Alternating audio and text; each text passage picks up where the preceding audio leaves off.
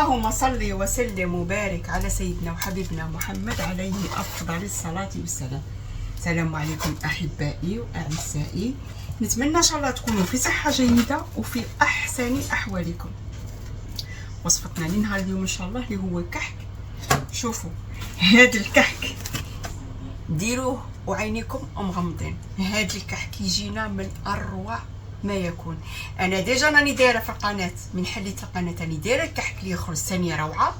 بصح هاد الكحك شوفوا يجينا فشفش ويجينا خفيف وعنده واحد اللمعه كي يكون يطيب، صدقوني يجي من اروع ما يكون.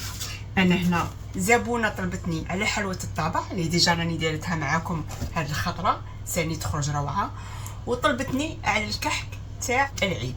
قلت علاش ما نشاركش الاحبائي واعزائي بالوصفه او ميم طون يديروه ويخلوا لي كومونتير اللي تفرحني. المقادير وطريقه التحضير بسم الله ولا حول ولا قوه الا بالله. بسم الله على بركه الله. روحوا المقادير وطريقه التحضير. نعم بسم الله على بركه الله. نروحوا بالزراره باش يطلقوا لنا مليح او 30 دقيقه نخلوهم يطلقوا في الماء. هنايا عندي ملعقه كبيره من حبه حلاوه، وعندي ملعقه كبيره من البسباس. انا هنا ما عنديش النافع عييت نحوس عليه في المنطقه اللي راني ساكنه فيها وما جبرتهش بتاتا، ونقول لهم النافع يقول لك ما نعرفوش. بون هنايا نزيد عليه نص كاس تاع الماء ونديره يغلي. هنايا غير يبدا يهز في الغليه نطفي عليه، ولا ديروا كاس تاع الماء يكون مغلي حطوه على الكاسرونه وحطوا عليه هذوك الزراع وغطوه وخلوه يطلق. هنايا غادي نغطيه كيما هكا ونخليه لمده نصف ساعه باش يطلق لي مليح. ونروحوا للعجينه. هنا بسم الله على بركه الله نروحوا نبدو في العجينه ان شاء الله. نبدو بهذوك السوائل. هنايا نروحوا نجيبوا هذاك اللي خليناه نروح نديره هنا بالصفايه نصفيه نعصره مليح. باش نزيد على هذاك الماء هنايا نزيد 2 كيسان من الحليب يكون دافي، نزيد كاس من السكر الناعم. صدقوني السكر الناعم يخلي لكم الكحك خفيف كالريشه. توجور الكاس تاع 220 مليلتر. 2 ملاعق من الخميره الفوريه. عندي 2 حبات من البيض يكون بدرجه حراره الغرفه، ما يكونش من الثلاجه باش ما يطيحوناش هاد السوائل تاعنا اللي راهم سخانين. عندي كاس من الزيت. توجور الكاس تاعنا تاع 220 مليلتر. انا عندي حوالي ملعقه هكا صغيره تاع حبه حلاوه اللي طحنتها بصح نتوما تجمو ديروها حب. وعندي البسباس. هنايا قلت لكم في الكحك تاعي خاصني غير الشنان، ما عنديش ما جبرتهش كيما هكا. عندي لو زيست سيترون تاع الليمون وعندي تاع البرتقال. نتوما تبغوا ديروا الفانيلا ديروا فانيلا، انا اكتفيت الكحك تاعنا تاع بكري. نبداو بالكاس الاول تاع الدقيق، وعندي خميره الحلويات اللي هي بيكين باودر. عندي ساشي تاع 10 غرامات. نغربل نزيد الكاس الثاني، نزيدو الكاس الثالث ندخلو مليح. انا في الكاس الرابع. نزيد الكاس الخامس. نروح نعمر الكاس السادس بصح ما نروحش نديره في دفعه واحده. نزيدو الكاس السادس بصح نديره غير بالتدريج. هنا غادي نزيدها غير شويه. الكاس السابع ما كملتش كيما هكا. هنا بعد ما دلكتها لمده 2 دقائق ولا 3. هنا عندي ريسيبيون راني دايره فيه شويه تاع الزيت. ندير العجينه تاعي هنايا ترتاح. هنايا ولها كيس بلاستيكي وندير لها طرشه ونخلوها تختمر. هنايا بعد ما اولا خمر معنا نضاعف الحجم تاعه، نجي نديره على بلون دو طرافاي ونروح نقسمه على 10 تاع الحبات.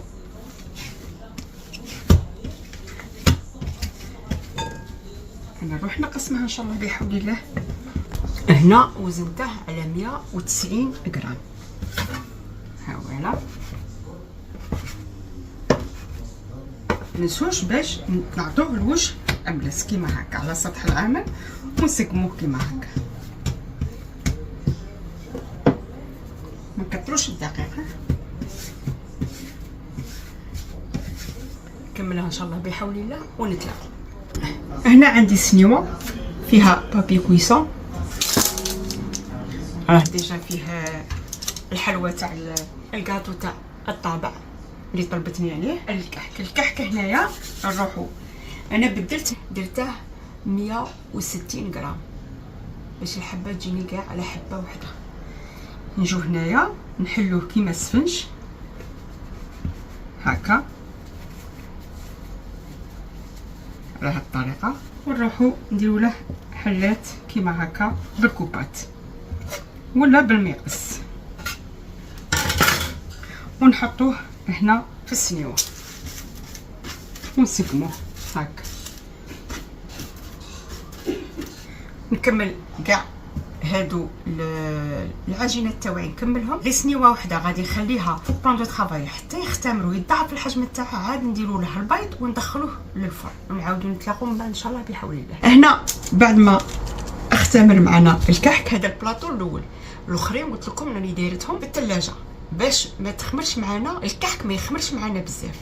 لو طون اللي يطيب لي هذا نخليه كي نعرف يقرب باش يطيب لي، نجبد تاع الثلاجه نحطه هنا في بلان دو طرافاي ونخليه يختمر هو تاني. من نعرف هذا باقي له هذيك 15 دقيقه ولا 20 دقيقه يطيب لي، نجبد تاع الثلاجه نغطيه ونخليه يختمر. هذه غادي نعاود المرحله نروح نولي معاكم. هنايا اش عندنا؟ هنايا عندي الحبه تاع البيض درتها في الماء يكون سخون، ماشي تابخ، سخون. هنايا عندي هذا البيض اللي درت به الحلوى تاع الطابع. نجي ندير الحبه تاع البيض تاعي هنايا كيما هاك، ندير لها شويه هذاك الماء سخون.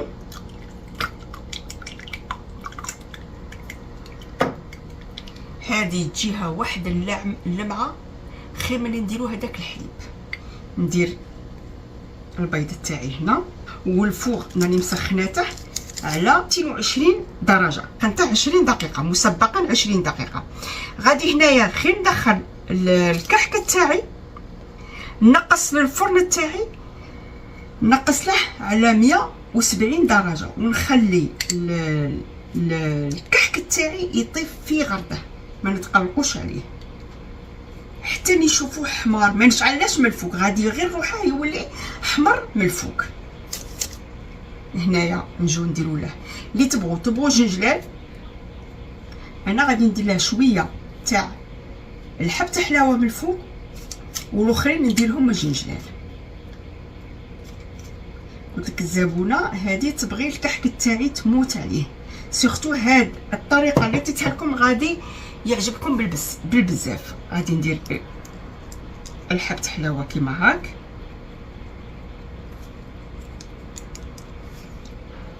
وندخل الكحك تاعي. من يقرب لي قدام ما يطيب لي هذا نروح نجبد تاع الثلاجه ونديروه في رحبه. دوك نروح نجبده نوريه لكم. انا هاولا جبدت هذا تاع الثلاجه، نغطيه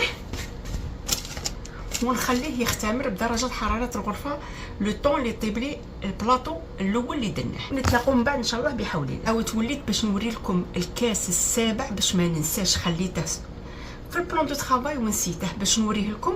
شحال باقي لنا نص الكاس، اقل من تحت النص شويه، تحت النص ماشي النص، تحت النص شويه.